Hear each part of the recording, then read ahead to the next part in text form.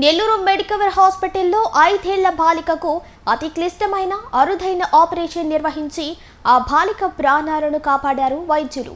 శస్త్రచికిత్స అనంతరం ఆ బాలిక పూర్తిగా కోలుకుంది. దీనిపై hospital pulmonologist doctor Katamreddy Kaushik Reddy బుధవారం మీడియా సమావేశం నిర్వహించి వివరాలను వెల్లడించారు. తీవ్రమైన దగ్గు, జ్వరం, శ్వాసకోశ సమస్యతో బాధపడుతున్న 5 ఏళ్ల బాలికను వారి కుటుంబ సభ్యులు మెడికవర్ హాస్పిటల్కు తీసుకురాగా తమ వైద్య బృందం బాలికను పరీక్షించి ఛాతీని స్కానింగ్ చేయడం జరిగిందన్నారు. పాపకి ఒక 10 రోజుల నుంచి బాగాలేదు, కానీ మేమైతే మామూలు కడుపులో నొప్పి అనుకున్నాము. అలా అని ముందు అక్కడ కావాలో చూపించాము, కానీ ఇక్కడ కుదరదన్నారు. మళ్ళీ నెల్లూరుకి వచ్చాము. ఒక 4 హాస్పిటల్ తిరిగాము, కానీ పాప మాత్రం బతుకదు. అమ్మాయికి నెమ్ము ఎక్కువ అయిపోయింది, అంటే ఒక సైడు ఊపిరితిత్తు లేదు అని చెప్పారు. మేమైతే చాలా ఇది పడ్డాము. తర్వాత ఒక డాక్టర్ దగ్గరికి వెళ్ళిన తర్వాత ఇలా నాకు తెలిసిన హాస్పిటల్ ఉంది, మెడికవర్ హాస్పిటల్ ఉంది, అక్కడ కౌశిక్ రెడ్డి సార్ అని ఒక అతను ఉన్నాడు, నాకు తెలుసు, అతని దగ్గరికి వెళ్ళండి అన్నారు. సరేనని చెప్పి ఇక్కడికి వచ్చాము.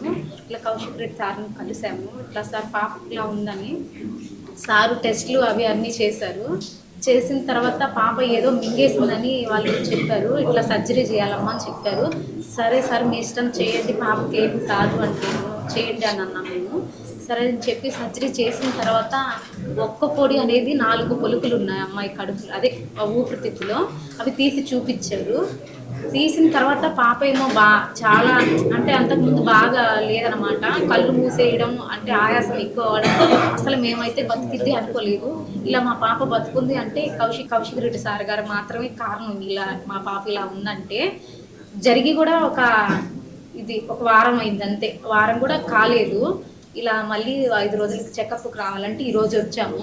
ఈరోజు పాప ఇలా హుషారుగా ఇంత ఆడుకుంటుందంటే ఇది కౌశిక్ రెడ్డి సార్ వాళ్ళ అలా అయ్యింది. అంతేగాని మా పాప అయితే బతికిద్దని మాత్రం అనుకోలేదు. ఇక్కడికి వచ్చిన తర్వాతే మాకు నమ్మకం వచ్చింది. ఇక్కడికి వచ్చిన తర్వాత అంటే పాప ఇలా చూసిన తర్వాత బాగుంది అన్నారు సార్ వాళ్ళు. అసలు ఒక సైడ్ అయితే మా అమ్మాయికి నిమ్మనే అనుకున్నాం మేము కూడా. వాళ్ళందరూ అలా చెప్పేసరికి మాకు తెలియదు అలా మింగిందని. సార్ చెప్పిన దాకా మాకు అసలు అలాంటివన్నీ ఏం తెలియదు. సార్ చెప్పిన తర్వాత అర్థం తీసుకున్నాం ఇలా మింగిందని. అసలు పాప అయితే కళ్ళు కూడా తెరవలేదు, కళ్ళు మూసేసి ఆయాసంగా అంటే పైకి కిందకి హార్ట్ ఎలా కొట్టుకుంటుంది అలా కొట్టుకుంటూ ఉంది. సార్ వాళ్ళు ఇంక ఇక్కడికి రాగానే ట్రీట్మెంట్ మొదలు పెట్టారు. ఉదయం సర్జరీ జరిగింది, సాయంత్రం కల్లా మా పాప బాగుంది, ఇంటికి తీసుకెళ్ళమన్నారు. ఇంటికి తీసుకెళ్ళిన తర్వాత ఎలాంటి ప్రాబ్లం లేదు, చాలా బాగుంది. మళ్ళీ ఈరోజు తీసుకొని వచ్చాము, చెకప్ రమ్మన్నారు. ఈరోజు తీసుకొని వచ్చాం కౌశిక్ రెడ్డి సార్. కానీ ఇలా మా పాప బతుకుంది అంటే ఆ సార్ వల్లే కారణం. దయచేసి ఎవరైనా కానీ ఇలా మా పాపలాగా ఇలా కానీ ఉంటే తొందరగా హాస్పిటల్ తీసుకురండి. ఎందుకంటే మా పాపలాగా ఇంకొక పాపకి ఎప్పుడు ఎలాగ కాకూడదు. అందుకోసం నేను ఇట్లా మాట్లాడాలని అనుకుంటున్నాను. మరి ఈరోజు ఈ ప్రెస్ మీట్ పెట్టడానికి కారణం ఏంటంటే, ఒకరికి ఆయాసం వచ్చింది అంటే ఎంత కష్టపడతారో అనేది మనకు తెలుసు. అదే ఒక చిన్నపిల్లకి ఆయాసం వచ్చిందని ఆ పాప ఎంత కష్టపడిందో అనేది మనం అడ్రస్ చేయడానికి ఈరోజు పెట్టాము. సో ఎందుకు ఆయాసం వచ్చింది అంటే, ఒక పాపది యాక్చువల్గా సత్య పేరు, ఒక 5 years పాపకి. అయితే పేషెంట్ కావల్ నుంచి వచ్చారండి. సో కావల్లో యాక్చువల్గా ఒక 1 week బ్యాక్ వాళ్ళు ఒక హాస్పిటల్కి వెళ్ళారు. హాస్పిటల్కి వెళ్ళినప్పుడు వాళ్ళు ఇనిషియల్గా ఒక ఎక్స్రే తీశారండి. ఆ ఎక్స్రే ఇది ఓకే. సో ఈ ఎక్స్రే పరంగా చూసుకున్నామంటే ఈ రైట్ సైడ్ ఊపిరితిత్తులు బాగుంది, లెఫ్ట్ సైడ్ ఊపిరితిత్తులు మొత్తం కొలాప్స్ అయిపోయింది. ఓకే. సో ఇలాగ ఆయాస పడుతుంది ఈ పాప అని చెప్పేసి మన దగ్గరికి రిఫర్ చేశారండి. సో ఈ రిఫర్ చేసినప్పుడు మనం ఎక్స్రే చూసి ఊపిరితిత్తుల్లో ఏదో ప్రాబ్లం ఉంది, అందుకని ఊపిరితిత్తులు లెఫ్ట్ సైడ్ ఊపిరితిత్తులు మూసుకోబోయాయి అనేసి ఇమీడియట్ గా మా దగ్గర ఉన్న పీడియాట్రిషియన్ డాక్టర్ ఉదయకీర్తి మేడంకి చూపించి, సో దాని తర్వాత ఎమర్జెన్సీగా మధ్యాహ్నం వస్తే ఒకసారి ఏంటి అనేది ఒక సిటీ స్కాన్ చేసామండి. సిటీ స్కాన్ చేసినప్పుడు ఆ లెఫ్ట్ సైడ్ ఊపిరితిత్తుల్లో పాపకి ఒక ఫారెన్ బాడీ అంటే విదేశీ పదార్థం అది ఏంటి అని ఇరుక్కొని పోయి ఉండింది లెఫ్ట్ సైడ్ లో. సో మేము ఇమీడియట్ గా మా కాడ ఉన్న అత్యాధునిక పరికరాల్లో బ్రాంకోస్కోపీ అనేది అంటే ఊపిరితిత్తుల ఎండోస్కోపీ.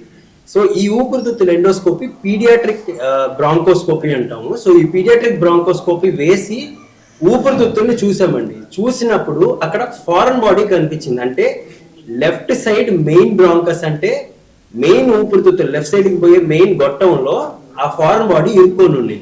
సో ఈ ఫారెన్ బాడీ ఇరుక్కోవడం మనం చూసినప్పుడు మనం ఏం చేస్తామంటే ఫస్ట్ ఫారెన్ బాడీని తీయాలి, లేకపోతే ఏమవుతుందంటే లోపల ఇన్ఫెక్షన్ వచ్చేస్తుంది. సో ఆ లెఫ్ట్ సైడ్ ఊపిరితిత్తులు ఇంకా పని చేయకుండా పోతుంది. సో మనం ఏం చేసామంటే ఒక ఫోగాటి బెలూన్, ఆ బెలూన్ వేసి ఫారెన్ బాడీని బయటికి తీసామండి. ఆ ఫారెన్ బాడీ తీసినప్పుడు ఏంటి అని మనం చూస్తే అది ఒక్కపొడి, అంటే బీటిల్ నట్. అది ఏమైంటది అనుకొని మనము క్రాస్ చెక్ చేసినప్పుడు వాళ్ళ నాన్నగారికి ఒక్కపొడి వేసుకునే అలవాటు ఉంది. సో పాప ఒక్కపొడి మింగేసి అది బై మిస్టేక్ అది పొట్టలోకి పోకుండా ఊపిరితిత్తులకు వెళ్ళిపోయింది. దాన్ని మా భాషను ఏమంటాం అంటే ఆస్పిరేషన్ అంటాం. సో ఈ ఫారెన్ బాడీస్ అనేది ఇంపార్టెంట్, ఒక ఎమర్జెన్సీగా మనం చూడాల్సిన పరిస్థితి. సమ్ టైమ్స్ ఏమవుతుందంటే 2 ఊపిరితిత్తులు బ్లాక్ అయిపోయినప్పుడు కొలాప్స్ అయిపోతారంటే డెత్ గానీ అవ్వచ్చు. ఎందుకంటే మెయిన్ గా ఒక్కొక్కరికి ఆయాసం అనేది చాలా ఇంపార్టెంట్, అది అడ్రస్ చేయాల్సిన విషయం. సో ఈ ఫారెన్ బాడీస్ ని మనం యాక్చువల్ గా పేరెంట్స్ చూస్తుండాల. సో ఏదైనా పాపకు తెలియదు అదేంటి అనేది, పోయినా చెప్పుకోలేని పరిస్థితి. సో పేరెంట్స్ కి తెలీదు, యాక్చువల్ గా వాళ్ళ అమ్మ నాన్నకి ఐడియానే లేదు ఇట్లా ఫారెన్ బాడీ లోపల ఉంది అనేది. ఓకే, మనం డయాగ్నోస్ చేసిన వెంటనే వాళ్ళకి అర్థమైంది ఓకే ఇది ప్రాబ్లం అనేసి. సో ఇది ఎందుకు ఇంపార్టెంట్ అంటే ఒక 5 year పాపకి మనం బీటిల్ నట్ అనేది లోపల లెఫ్ట్ సైడ్ ఊపిరితిత్తుల్లో ఉంది కాబట్టి మనం బ్రాంకోస్కోపిక్ ప్రొసీజర్ చేసి బయటికి తీసాం. ఇంపార్టెంట్ ఏంటంటే ఎర్లీ డయాగ్నోసిస్, అంటే ఎంత తొందరగా మనం కనిపెడతామో అంత తొందరగా వైద్యం ఇచ్చినప్పుడు ఏ ప్రాబ్లం ఉండదు.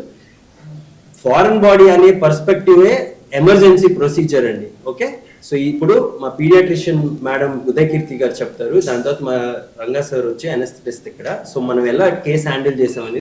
సత్య అనే 5 years చిన్న పాపకి ఆయాసం చాలా ఎక్కువగా ఉంది అని మన ఎమర్జెన్సీకి వచ్చినప్పుడు డాక్టర్ కౌశిక్, మన పీడియాట్రిషియన్ కీర్తి వీళ్ళిద్దరూ చూసి ఎమర్జెన్సీగా చేయాలి అని ఆపరేషన్ థియేటర్కి ఆఫ్టర్నూన్గా షిఫ్ట్ చేశారు. పాపని ఎగ్జామిన్ చేస్తే చాలా బ్రెత్లెస్గా ఉంది, అంటే చాలా ఆయాసంగా ఉంది, ఊపిరి తీసుకునే వేగం చాలా ఎక్కువగా ఉంది, బ్లడ్లో ఆక్సిజన్ లెవెల్స్ కూడా తక్కువగా ఉన్నాయి.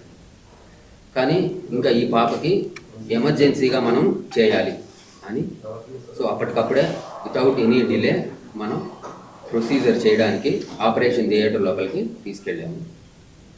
సో మామూలుగా ఇంత చిన్న పిల్లలకి ఎమర్జెన్సీగా అంటే ప్రీ ఆపరేటివ్గా మనం ఏ ప్రిపరేషన్ లేకుండా ఎమర్జెన్సీగా తీసుకోవడం అనేది ఛాలెంజింగ్. దట్టు ఈ మనం అనస్థీషియా ఇచ్చేదంతా శ్వాసనాళం ద్వారానే ఇస్తాం, అంటే ట్రకియా, బ్రాంకై, ప్రధానమైన శ్వాసనాళాల ద్వారానే మనం అనస్థీషియా ఇస్తాం.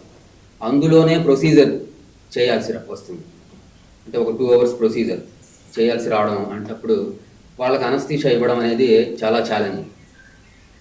సో కానీ మనము మన హాస్పిటల్లో మనకు ఉండేటటువంటి high class world class equipment వల్ల anaesthesia work stations, so ventilators, other equipment, bronchoscopes ఇవన్నీ ఉండడం వల్ల సక్సెస్ఫుల్గా ఏ ప్రాబ్లము లేకుండా ఈ పాపకి ప్రధానమైన శ్వాసనాళంలో ఉండే ఫారిన్ బాడీ, అంటే ఆర్గానిక్ ఫారిన్ బాడీ అంటాం, అంటే foreign body which is related to food, so దాన్ని మనం సక్సెస్ఫుల్గా రిమూవ్ చేయగలిగాము.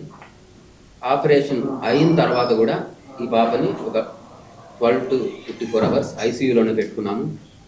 ఐసీయూలో కూడా బాగా కేర్ ఇచ్చి సక్సెస్ఫుల్గా ఆ పాపకి డిశ్చార్జ్ చేయగలిగాము.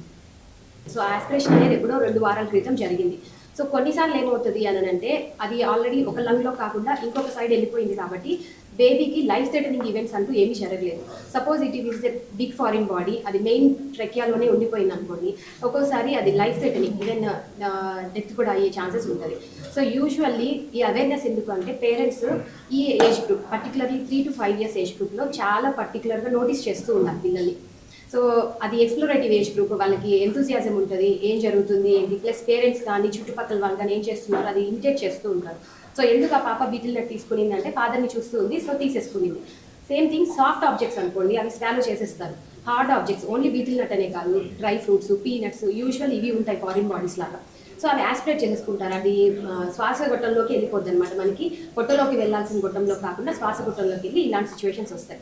సో అలా వచ్చినప్పుడు ఏం జరుగుతుంది అంటే పిల్లలకి సడన్గా చోకింగ్ ఎపిసోడ్ లాగా వస్తుంది, పట్టేసుకుంటారు గొంతు, విపరీతంగా కాఫ్ చేస్తారు. అంటే ఎందుకు చేస్తున్నారు, ఇప్పటి వరకు ఏదో నెమ్ముండి జలుబు ఉండి దగ్గు అలా కాదు, ఉన్నట్టుండి నార్మల్గా ఆడుకుంటున్న పాప బేబీ దగ్గడము. సో ఇలాంటివి ఐడెంటిఫై చేసుకోవాలి, పేరెంట్స్ గమనించుకుంటూ ఉండాలి. ఏదన్నా అబ్నార్మల్గా అనిపించింది అనుకోండి, ఫస్ట్ ఇమీడియట్గా పీడియాట్రిషియన్ కన్సల్ట్ అయ్యి ప్రైమరీ ఇన్వెస్టిగేషన్స్ చేయించుకోవాలి. ఇప్పుడు ఈ పాప విషయంలో కూడా ఎక్స్రే చూసాం, ఎక్స్రే చూస్తే నార్మల్గా చూసాం అనుకోండి, ఏం తెలుస్తుంది, ఓకే నెమ్ము ఉంది అని అనిపిస్తుంది, దానికి మందులు పెడతారు. సో యూజువల్గా జరిగింది అదే పాప విషయంలో కూడా. బట్ దెన్ రెస్పాన్స్ ఉండదు ట్రీట్మెంట్కి, మనకి ఇన్ని రోజులైనా కానీ ట్రీట్మెంట్కి రెస్పాన్స్ అనేది ఉండదు. సో ఓన్లీ వన్ ఇన్వెస్టిగేషనే మనకి దీన్ని గైడ్ చేస్తుంది, ఏంటి అంటే బ్రాంకోస్కోపీ. ఈ బ్రాంకోస్కోపీలో కూడా ఫ్లెక్సిబుల్ బ్రాంకోస్కోపీ, రిజిడ్ బ్రాంకోస్కోపీ ఉంటుంది. సో మనకి ఇక్కడ ఫ్లెక్సిబుల్ ఉంది, రిజిడ్ బ్రాంకోస్కోపీ ఉంది. సో పీడియాట్రిక్ ఏజ్ గ్రూప్లో ఫ్లెక్సిబుల్